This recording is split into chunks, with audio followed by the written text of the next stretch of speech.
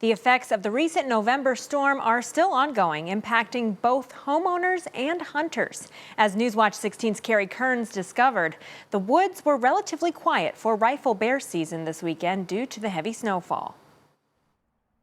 If there's one thing that can keep a hunter from venturing into the woods on the first weekend of rifle bear season, it's Mother Nature.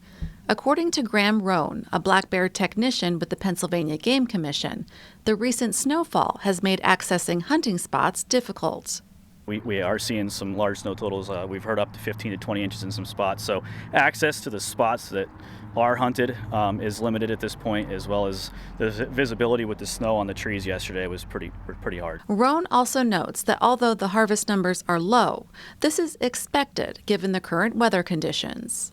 Some of our southern counties in the region are lower, typically our lower harvest counties, but as far as the northeast region goes, everything's about on average for what it usually is. When we stopped by the Pennsylvania Game Commission's Northeast Region office near Dallas on Sunday morning, officials reported only 2 bears had been harvested at that time.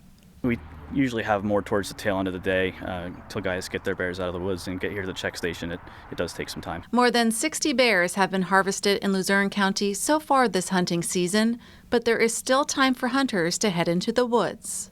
So bear season runs through this Tuesday, and then in some wildlife management units, it opens up in concurrent with our rifle deer season. If you want to check out the harvest totals in your county, they are posted live on the PA Game Commission website. Carrie Kearns, Newswatch 16, Luzerne County.